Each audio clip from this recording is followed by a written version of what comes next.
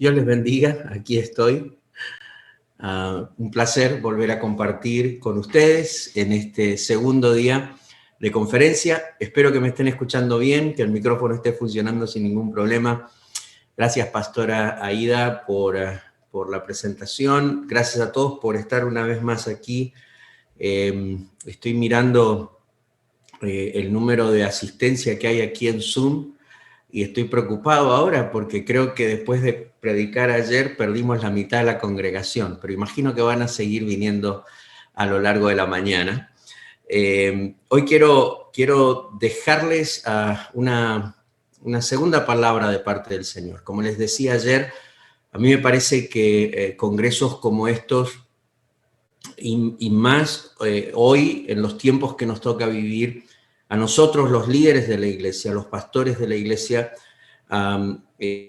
se nos invita no tanto a participar de sesiones donde a ver qué puedo aprender o a ver qué técnica puedo sacar. Creo que estos son momentos proféticos, estos son momentos donde el Señor nos invita a estar juntos para reflexionar seriamente sobre la esencia de la iglesia y sobre lo que realmente es importante para seguir siendo la iglesia que Dios quiere que nosotros seamos. Así que a partir de allí, y también, como ustedes se los dije ayer, yo entiendo que no estoy hablando con los miembros de la iglesia, estoy hablando con los que lideran la iglesia, estoy hablando con los pastores, con los líderes, con aquellos que están semana a semana, día a día, en obediencia, liderando al Señor en lo que ellos entienden que ha sido un llamado de Dios para sus vidas. Hoy quiero hablarles a ustedes de algo que por mucho tiempo, yo diría por algunos años, el Señor ha estado tratando conmigo personalmente como líder, como pastor, pero también el Señor ha estado en estos meses de pandemia inquietándome mucho a conversar sobre esto que tiene que ver con lo que a mí me gusta llamar nosotros necesitamos hoy repensar la iglesia y pensar que necesitamos una iglesia mucho más horizontal. ¿Qué quiero decir con esto? Quiero decir que nosotros, los pastores y los líderes de la iglesia, vamos a tener que pensar si la forma en que hemos pensado la iglesia, el modo en que hemos entendido la iglesia, es algo que necesita ser confrontado en la esencia de nuestros paradigmas. Es decir, hoy vengo para quizás decirle a los pastores y a los líderes de la iglesia en Panamá, necesitamos repensar los paradigmas de la forma en que nosotros conceptualizamos la iglesia si es que queremos alinearnos con la iglesia que Dios quiere. Y esto quizás usted diga, bueno, pastor, a ver, deme una base bíblica, o me va a predicar y me va a leer la Biblia. Bueno, todos los que están aquí leen la Biblia todos los días y la predican todas las semanas. Así que no estoy pretendiendo ocupar los próximos minutos para leerle algo que usted imagino y supongo que ya ha leído, pero sí estoy acá para tomar un concepto y planteárselo como un desafío de cómo repensar o pensar la iglesia nuevamente como Dios la está pensando. Hay dos pasajes que quizás voy a usar como un modelo para el ejercicio que quiero hacer con ustedes hoy. Número 1, Mateo capítulo 5.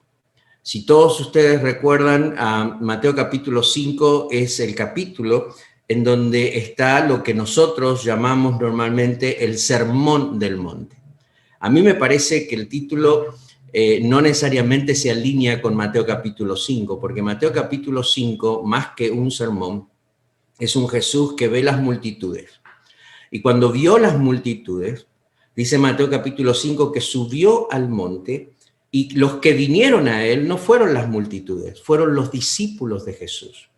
Y cuando él se sienta allí, de acuerdo a la escritura, junto con sus discípulos, les abrió la boca y les empezó a enseñar. Ahora, este es un ejercicio de Jesús, el líder de la iglesia en este momento, la cabeza de la iglesia, pero él está formando a los discípulos, los que van a ser los apóstoles, los que van a dirigir la iglesia. Y cuando yo empiezo a leer todo el capítulo 5 de Mateo, lo que yo veo no es a un Jesús simplemente enseñando un concepto del Antiguo Testamento. Veo a un Jesús que línea tras línea, frase tras frase, les está cambiando los paradigmas a estos discípulos que él tiene.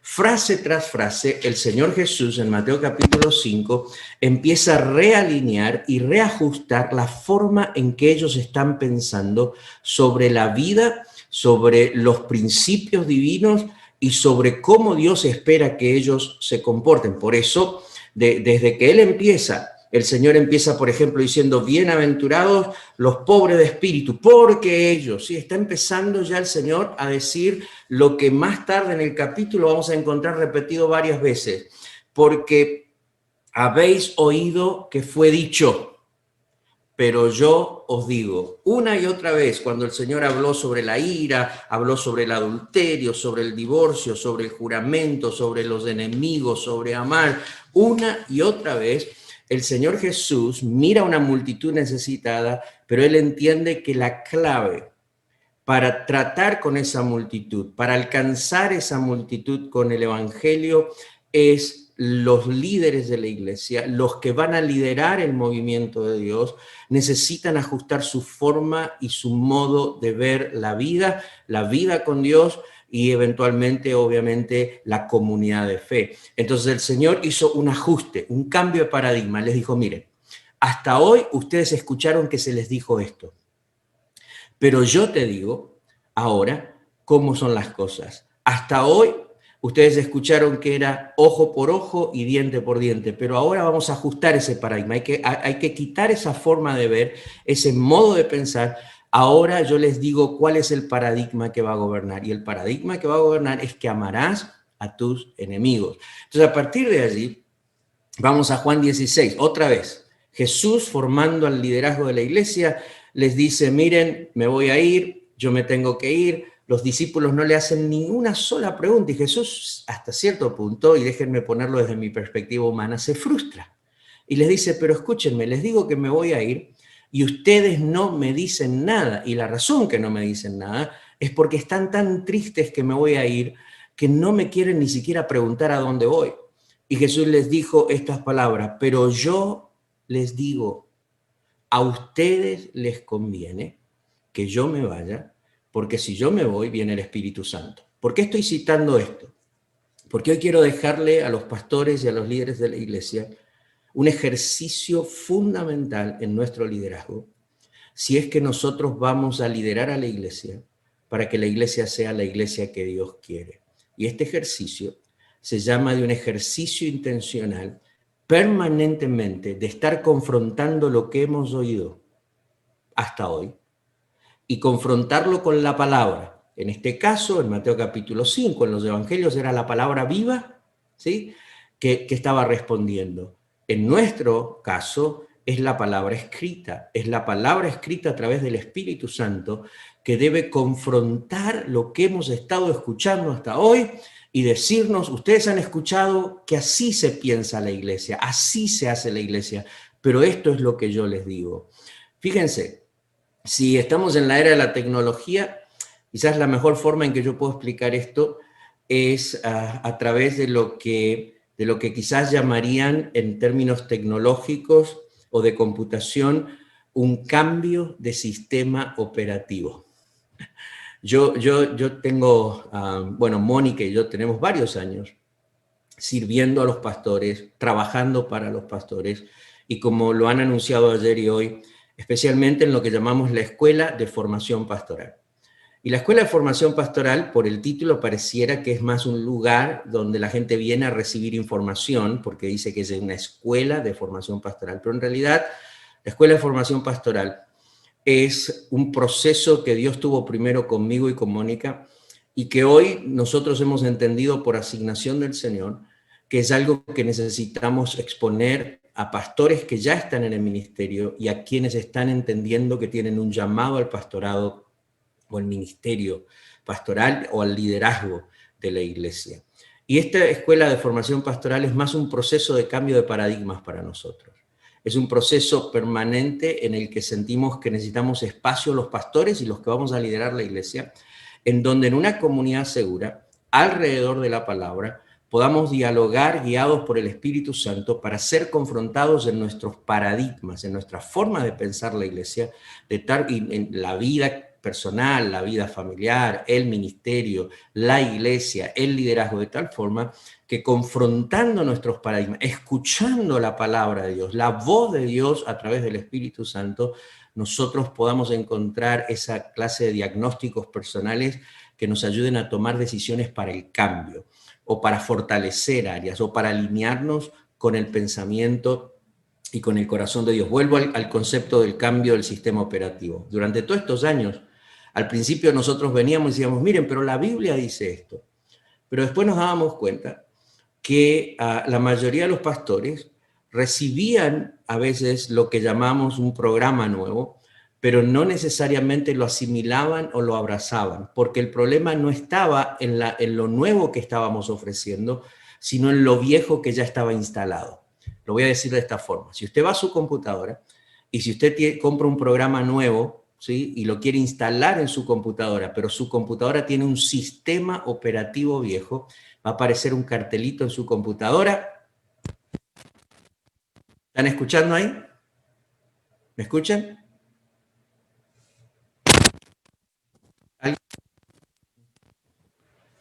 Quiero estar seguro porque alguien escribió que no se escucha. Correcto, pastor, sí se escucha bien. Se escucha Perfecto. Bien. Entonces, si yo instalo un programa nuevo en mi computadora, va a salir un cartelito que va a decir su programa o su software no es compatible con el sistema operativo de esta computadora. Instale un sistema operativo más actual. Y a veces yo me siento así con los que lideran la iglesia. A veces ustedes como denominación van a venir y van a decirle el ministerio de jóvenes, el ministerio de niños, el ministerio de familia, va a venir y le va a decir a los pastores y a los líderes de las iglesias, miren, tenemos un programa nuevo de familia, tenemos un software nuevo para tratar con los adolescentes, y meses más tarde se van a frustrar. Y van a decir, ¿qué pasó? Lo hicimos mal, lo promocionamos mal, quizás ¿qué pasó? Y lo que pasa es que estamos tratando de instalar un nuevo programa, estamos tratando de instalar o de hacer cosas diferentes cuando no hemos cambiado el sistema operativo de los líderes de la iglesia. Y no estamos pensando de forma diferente. El sistema operativo de una computadora son los códigos, la forma en que la computadora interpreta lo que recibe. Y si algo no está de acuerdo con la forma en que esa computadora interpreta la información, lo rechaza y dice, no es compatible. También pasa no solamente a nivel de denominación, pastores e iglesias, pasa también a nivel del pastor con su congregación. Si usted es pastor, sale de este congreso con paradigmas completamente cambiados, pasa por una escuela de formación pastoral como la nuestra, que es más un espacio de mentoría para ayudarle a repensar la forma en que usted vive su vida personal, familiar, ministerial y como líder de la iglesia. Y vuelve a su iglesia y usted ya cambió su sistema operativo, y entonces va a desarrollar un programa nuevo para ese sistema operativo, pero la iglesia no lo cambió, la iglesia lo va a rechazar y usted se va a frustrar como pastor. Porque va a decir, ¿por qué la iglesia no lo entiende? Esto es lo que necesitamos. El problema no es que la iglesia no lo entiende, la iglesia ni siquiera lo interpreta. La iglesia no está mirando la vida cristiana como usted la está mirando, no está mirando el liderazgo como usted ahora lo está mirando. Entonces hoy quiero hablarles de la importancia que tiene no de buscar programas nuevos para tratar de seguir haciendo iglesia, sino de repensar la forma, en modo en que nosotros los líderes y los pastores estamos entendiendo la iglesia. De tal forma que durante estos minutitos y el resto del Congreso, si es un momento profético, ustedes no solo escuchen una novedad, escuchen a la palabra de Dios, la palabra viva de Jesús a través de la palabra escrita utilizada por el Espíritu Santo en estos 2 días proféticos, diciéndoles, miren, ustedes han escuchado que la iglesia se hace y se piensa y se entiende de esta manera hasta hoy, pero yo les digo, y escuchar entonces la voz de Dios diciéndonos, así es como yo estoy pensando mi iglesia. Si están conmigo hasta acá, pues déjenme saber que me va siguiendo. Esto de de la tecnología, creo que a nosotros los pentecostales hace que nos falten algún grito que diga amén, gloria a Dios, aleluya, ¿sí? Pero bueno, yo imagino que están ahí y me están siguiendo. Quiero plantearles quizás 9 áreas donde ustedes y yo como líderes de la iglesia tenemos que asumir una responsabilidad de replantear nuestros paradigmas. A ver si están de acuerdo conmigo. Se los voy a dejar de tarea. No estoy muy seguro, Pastor Humberto, hasta qué hora tengo, cuánto tiempo más tengo, pero voy a intentar soltarle estas 9 preguntas que lo que pretenden es reconfrontar los paradigmas que tenemos en la forma en que pensamos y en la forma en que miramos y entendemos la iglesia. Número 1, pensemos en la organización de la iglesia. Y aquí, miren, voy a empezar con una de las más difíciles para nosotros los pastores. Si vamos a decir, voy a ajustar mi sistema operativo, porque la única forma en que voy a ser relevante y voy a llevar a la iglesia a ser la iglesia, bueno, yo no, pero el Señor Jesús a través de mi obediencia a Él. La iglesia va a ser la iglesia que Dios quiere. La primera área donde yo tengo que confrontar un paradigma es la organización de la iglesia. Y cada paradigma se los voy a confrontar con una pregunta. Fíjense, si pensamos en la organización de la iglesia, ¿de qué se trata? ¿De tener el control y centralizar? ¿O se trata de una iglesia que está empoderada y descentralizada? Lo voy a volver a decir.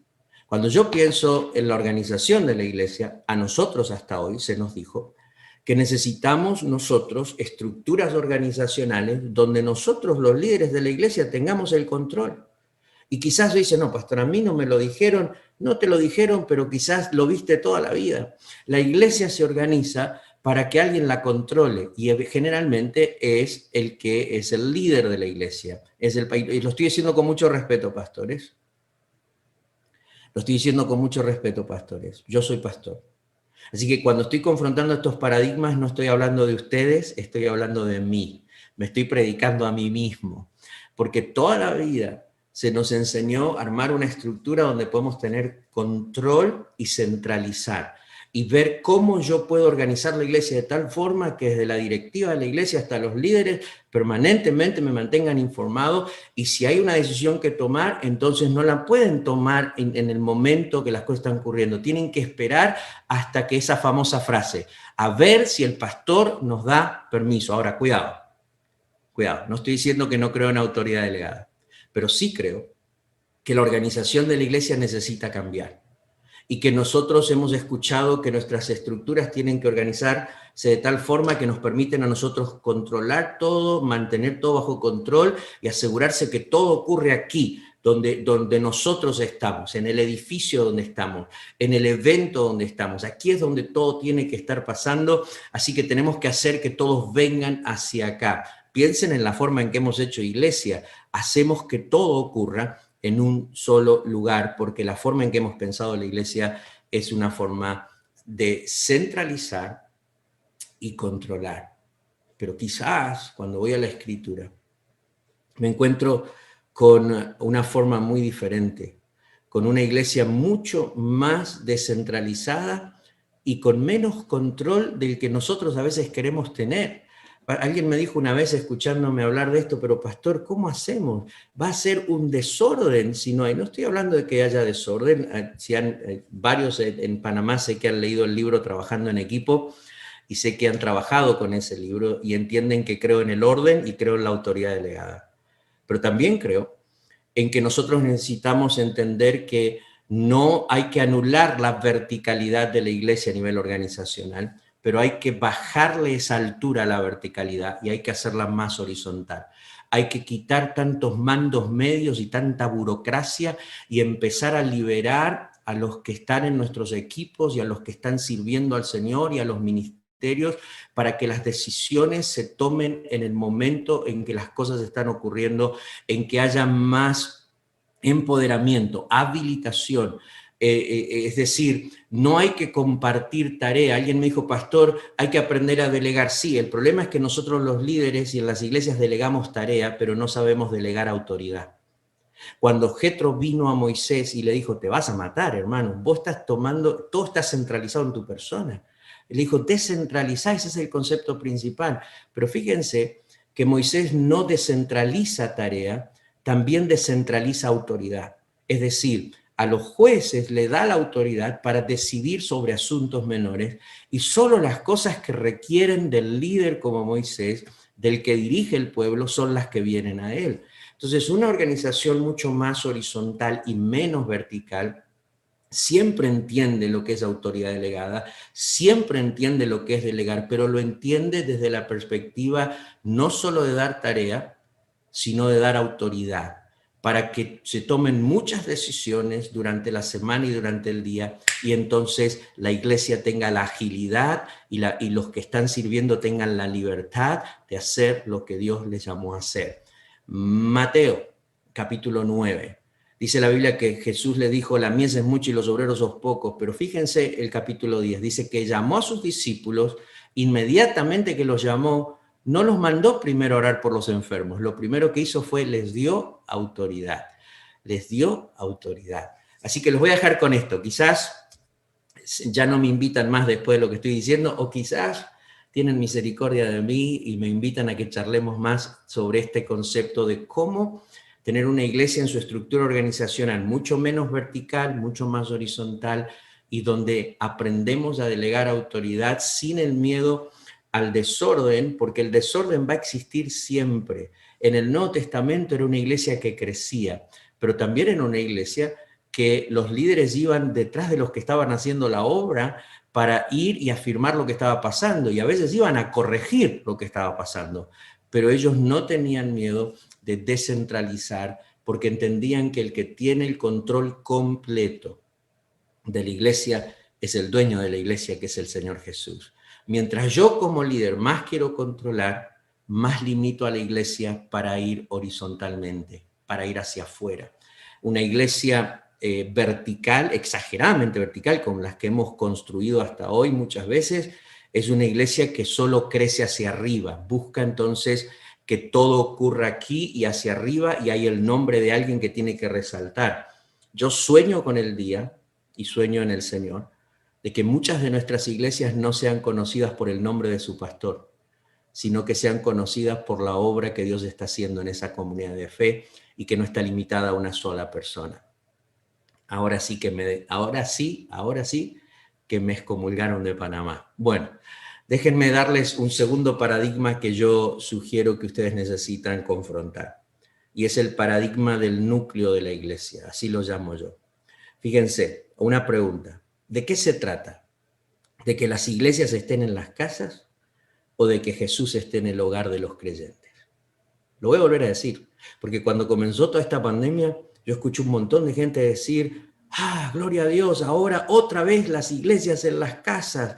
Y yo decía, no, yo no quiero la iglesia en mi casa, lo último que quiero es la iglesia en mi casa, toda esa rutina, todo ese cansancio, todo ese ejercicio de liturgia, y a veces nosotros hemos crecido con esta idea de la iglesia en las casas, y nos olvidamos de que lo más importante, y no estoy diciendo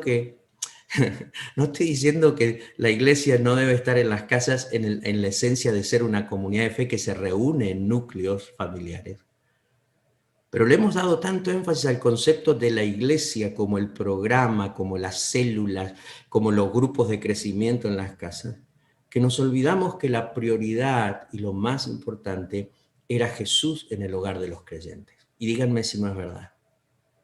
Hemos oído toda la vida la iglesia en las casas y hemos perdido de vista si realmente Jesús está en el hogar de muchas de nuestras familias. ¿Saben lo que hemos descubierto con esta pandemia?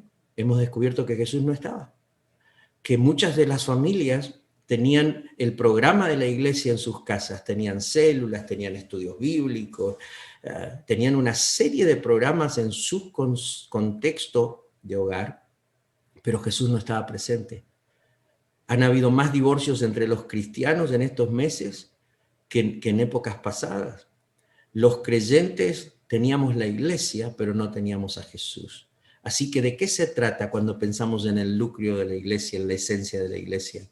de que en este tiempo tengamos la iglesia en las casas, o que empecemos a pensar si realmente Jesús es el Señor de nuestros hogares y de nuestras familias. Les voy a tirar otro más. En el liderazgo de la iglesia, me parece que hay un paradigma fundamental que necesitamos reconfrontar.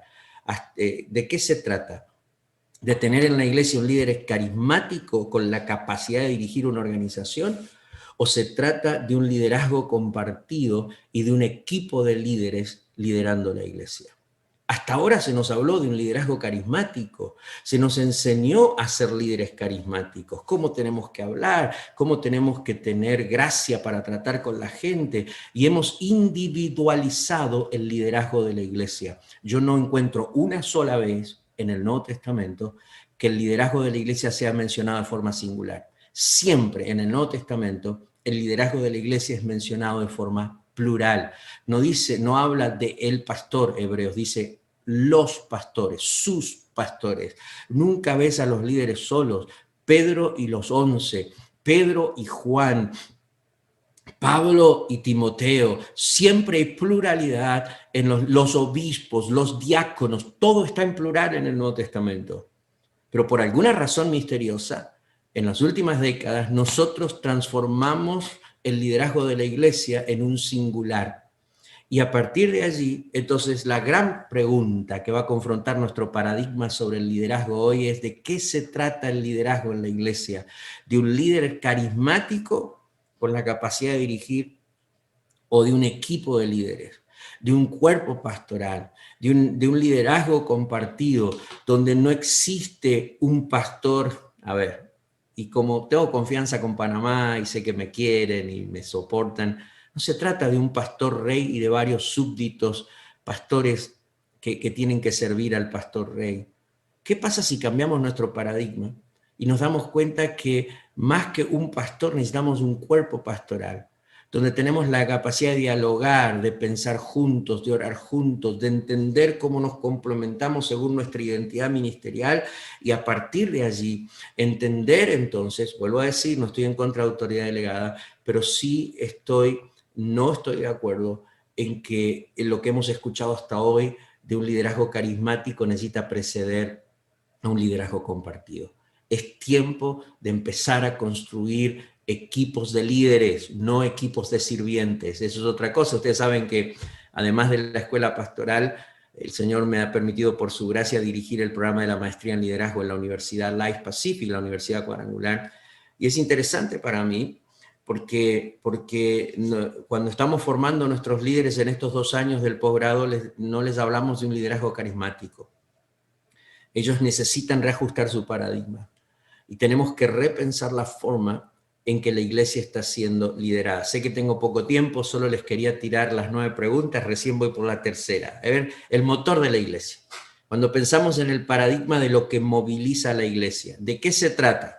Espero que estén tomando nota porque hoy no les estoy dando proyección. ¿De qué se trata? ¿De una gran visión o de la gran comisión? Sí, no estoy diciendo que no tenemos que tener una gran visión, pero convengamos que la iglesia hoy cambió la gran comisión por las grandes visiones. Y hoy nuestros púlpitos y nuestros líderes están hablando de la gran visión que tienen y cómo van a movilizar a la iglesia a su gran visión, y en el camino perdimos de vista la gran comisión. La gran pregunta aquí no es si realmente estamos cumpliendo con una visión que tenemos, sino si estamos alineados con la gran comisión y la gran comisión se está cumpliendo. ¿De qué se trata?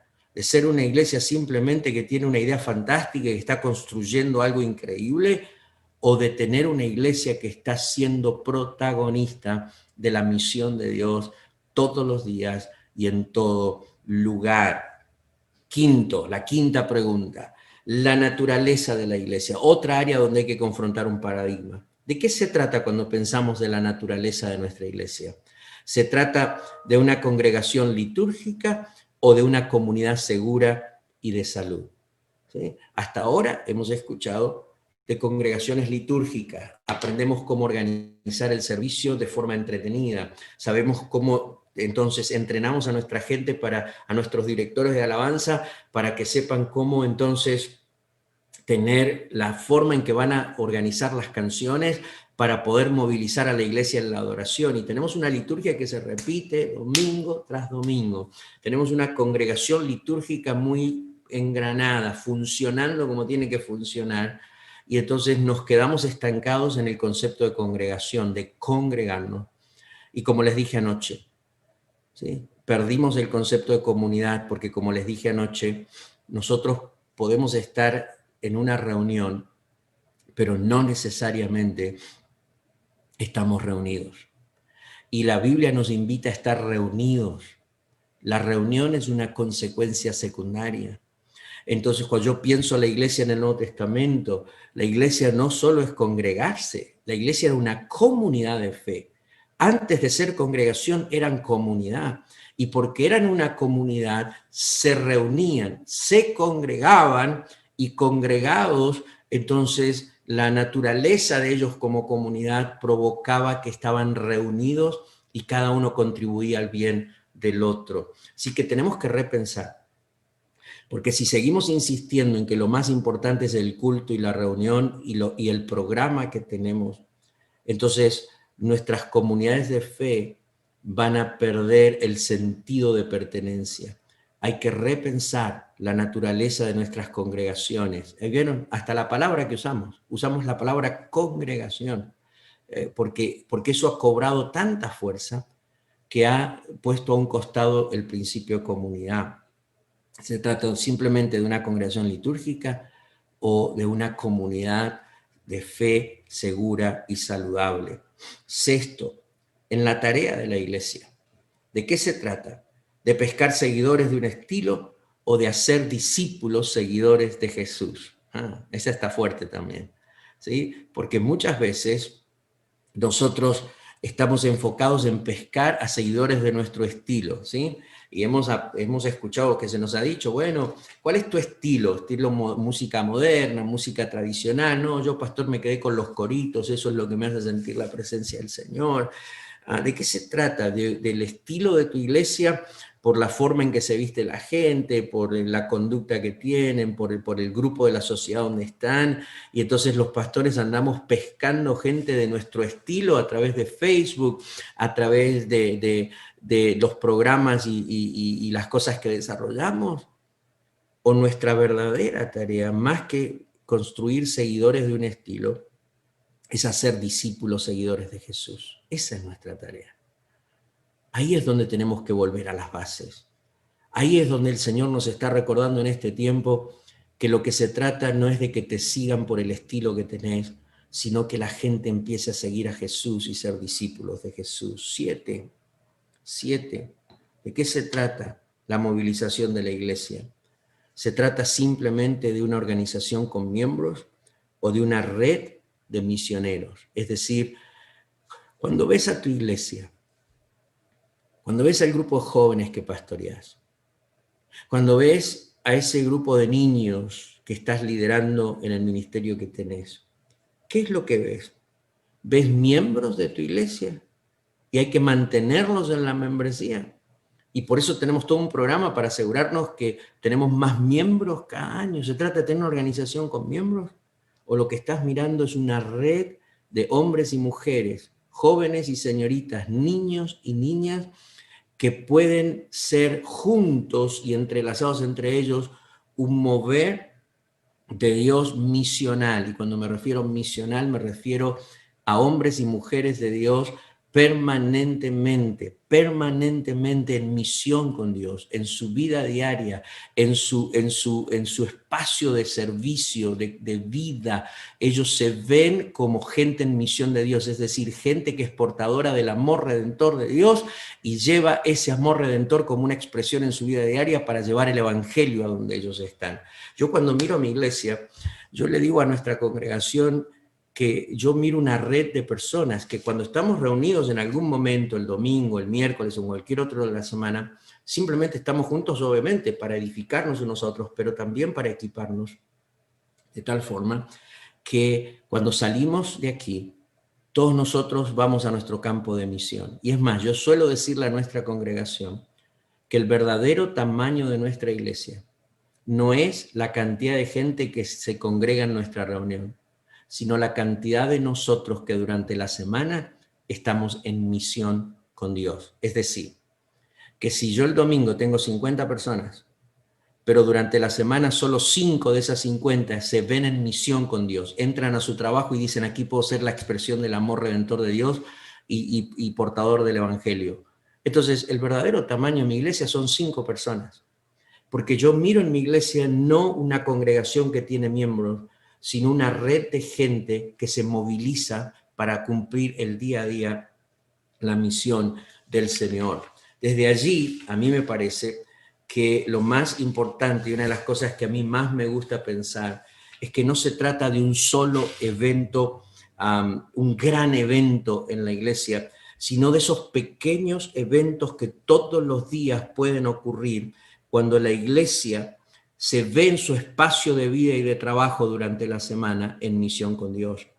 No se trata de un gran líder, sino de las pequeñas expresiones de liderazgo que nuestros miembros pueden tener en el día a día como gente en misión con Dios. Un paradigma fundamental. ¿Cómo estás viendo a tu iglesia, pastor? ¿Como una congregación de miembros? ¿O cada vez que te paras decís, acá tengo una red de gente en misión y los voy a equipar, los voy a movilizar? Y que la verdad, si pensamos así, entonces la mayor cantidad de salvaciones en nuestras iglesias no va a ocurrir el domingo, va a ocurrir durante la semana donde nuestros miembros están. La mayor cantidad de milagros no van a ocurrir el domingo, van a ocurrir en la semana donde los miembros están. Las sanidades, las familias restauradas, esas historias van a ocurrir durante la semana donde nuestros miembros están y no el domingo en la iglesia cuando tenemos un evento de 2 horas nada más. La mayor cantidad de cosas va a ser donde los miembros están. Y entonces el domingo, en lugar de llegar todos con la expectativa de que en 2 horas tiene que pasar lo que no pasó en toda la semana, esas 2 horas del domingo se transforman en una fiesta espiritual donde cada uno de nosotros llegamos a contar historias y llegamos con aquellos que son fruto de nuestro ministerio y fruto de lo que Dios hizo a través de la vida de cada uno de nosotros. Esto es un paradigma para mí radical, porque no solo los pastores lo tienen que creer y tener la libertad de soltar a sus miembros para que estén en misión con Dios día a día, pero a mí me parece que es un paradigma que la membresía misma tiene que cambiar, porque eso hace que ellos tengan que tener más responsabilidad del evangelio y más responsabilidad de la misión de Dios y de la gran comisión. Me voy a apurar. El trabajo de la iglesia. Otra área donde hay que confrontar un paradigma. ¿De qué se trata? ¿De entrenar a la gente para que sirvan en los ministerios o de equipar a los discípulos de Jesús para que sean ministros para su prójimo? Y tengo que decirlo despacio, porque este es uno de los que más me gusta mencionar, porque creo que aquí hay un paradigma muy fuerte que cambiar. Uno de los paradigmas que más hemos escuchado es, mire, entrene a su gente para que sirvan en los ministerios de la iglesia. Y díganme si no es verdad, pastores y líderes.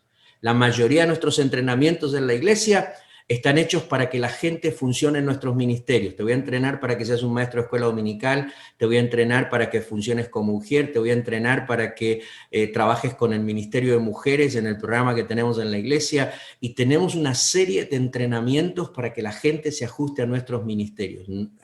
¿Hay que anularlo? No, no hay que anularlo. Pero el paradigma nuevo, si vamos a hacer la iglesia que Dios necesita y que Dios quiere para su misión, es que no se trata tanto ahora de entrenar a nuestra gente para que sirvan los ministerios de la iglesia. Se trata de equiparlos y prepararlos para que ellos ministren y tengan la capacidad de ministrar en su vida diaria. Fíjense, ¿cuál fue la crisis más grande ahora que nos desarmaron la estructura, la rutina, el programa que teníamos en nuestros templos?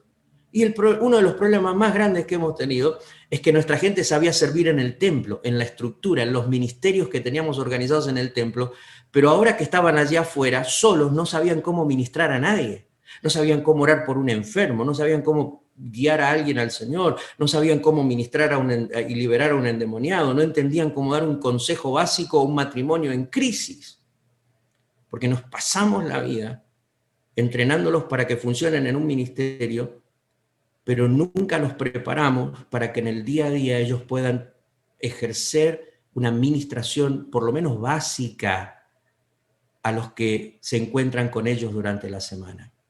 Es tiempo de formar a nuestra gente para que ministren, no solamente para que sirvan en nuestros ministerios. Baje la dosis de entrenamiento para los ministerios y suba la dosis de sus clases y de su formación para que estén más preparados, para que sepan cómo orar, cómo ministrar, cómo aconsejar, cómo ayudar a alguien en un encuentro divino o en un encuentro casual durante la semana o con aquellos con los que trabajan o conviven en el día a día. Y por último, y si usted quiere y le interesaría escuchar más sobre esto, voy a hacer una autopromoción, me perdonan, pero ustedes saben que en Conexión Pastoral pueden visitarnos en conexionpastoral.com, pueden ir a la escuelapastoral.com, pero también tenemos un podcast de Conexión Pastoral donde hace 9 meses, 10 meses estamos hablando sobre todo esto que les estoy soltando aquí en 40 minutos y quizás les interese que sigamos conversando al respecto. Pero el último paradigma, la última área que al menos ahora quiero soltarles para que ustedes como iglesia piensen como líderes de la iglesia, en el movimiento de la iglesia. ¿De qué se trata? ¿De ser dirigidos por nuestras estrategias o de ser guiados por el Espíritu Santo? Hoy en día, hoy más que nunca, necesitamos entender que, no, y fíjense, yo no estoy diciendo que organizar la iglesia está mal, que en las casas tener células está mal, no estoy diciendo que una gran visión está mal, ni que tengamos líderes que entienden cómo liderar esté mal, ni tampoco que tengamos una liturgia en nuestras congregaciones esté mal. Yo no estoy hablando de que eso está mal, estoy diciendo que hemos escuchado toda la vida que eso era primero, que eso era lo que tenía que dirigir a la iglesia para que seamos la iglesia que Dios quiere. Y lo que estoy planteando es que como Jesús le dijo a los discípulos, hoy nosotros tenemos que repensar como líderes. Hemos escuchado esto toda la vida, pero ahora el Señor nos está diciendo, hay que volver a las bases, la esencia, el corazón, como hablábamos anoche, distinguir lo que es cáscara de lo que es realmente el embrión donde está la vida de Dios en nuestras iglesias. En el movimiento de la iglesia, no estoy diciendo que está mal tener estrategias, pero uno de los problemas que hemos tenido como iglesia es que nuestras estrategias ocuparon el lugar del Espíritu Santo. Y entonces cada vez que tomamos una decisión nos quedamos solo con el nos parece bien y nunca aparece la frase que cierra toda la conversación a nosotros, pero por sobre todo al Espíritu Santo. Y cuando yo veo la iglesia en los Hechos, es una iglesia que hace un impacto tremendo y quien la movilizó, quien la descentralizó, quien realmente la puso a la iglesia donde la tenía que poner para que sea la iglesia que Dios quería fue el Espíritu Santo. Cierro con esta palabra. Perdón. Cierro con esta palabra. El día de Pentecostés, el Espíritu Santo fue derramado y desde ese momento la iglesia recibió el poder para hacer la obra. Inmediatamente, capítulo siguiente, usted nunca más ve a la iglesia en el libro de los Hechos, en el aposento alto. A partir de ahí, la ve en las calles, la ve en las casas, la ve afuera, porque la iglesia fue movilizada por el Espíritu Santo. El Espíritu Santo nos saca de nuestros aposentos altos, ¿sí? Donde nosotros recibimos la experiencia sobrenatural del poder de Dios, y porque como Pedro y como los demás nos encanta estar en el monte de la transfiguración y armar enramadas y nos quedamos encerrados en nuestros templitos y en nuestros aposentos altos, ¿sí? Que queremos seguir recibiendo la experiencia. Queremos seguir cada sábado, cada domingo vamos de vuelta porque ahí hay otro Pentecostés. Cuando el Señor dice, no, muchachos, no se trata de que vengan a cada rato aquí para recibir un Pentecostés. Se trata de que si lo recibieron, salgan. No los quiero ver más acá, los quiero ver en las calles, allá donde la obra tiene que ser hecha. Y cuando la iglesia transformó Jerusalén en su aposento alto y quiso volver a estar centralizada y quedarse encerrada en Jerusalén, el Señor viene otra vez y los desarma con la persecución. Y el Espíritu Santo los llevaba a predicar el Evangelio a Samaria y a Judea. Iglesia, hoy más que nunca, tenemos que ser líderes de la iglesia, hoy más que nunca. No es tiempo de tratar de ver cómo mantenemos las ideas y los pensamientos que hemos tenido sobre la iglesia hasta hoy. Si vamos a hacer la iglesia que Dios quiere, se trata de sentarnos a los pies de Jesús, todos juntos, de forma inteligente, espiritual y bíblica y empezar a hacer preguntas que son fundamentales, preguntas que van al corazón, a la esencia de lo que somos. Y honestamente hacernos la pregunta, ¿de qué se trata? ¿De qué se trata? ¿De qué se trata? ¿Se trata de la iglesia en las casas o de Jesús en nuestros hogares? ¿Se trata de tener control y descentralizar o se trata de movilizar y conducir a una iglesia descentralizada? ¿De qué se trata? ¿De una gran visión o de la gran comisión? ¿De qué se trata? ¿De un líder carismático o de un liderazgo compartido? ¿De qué se trata? ¿De una congregación litúrgica o de una comunidad segura? ¿De qué se trata? ¿De pescar seguidores de un estilo o de hacer seguidores de Jesús? ¿De qué se trata? ¿De una organización con miembros o de una red misional de ministros y misioneros en el campo? ¿De qué se trata? ¿De una gente que sirvan en los ministerios y que entrenarlos para que sirvan o de equiparlos para que ministren? ¿De qué se trata? ¿De tener buenas estrategias o de permitir que el Espíritu Santo nos tome y nos movilice con el poder de Dios en nuestra ciudad, en nuestros barrios, en nuestra nación y hasta lo último de la tierra?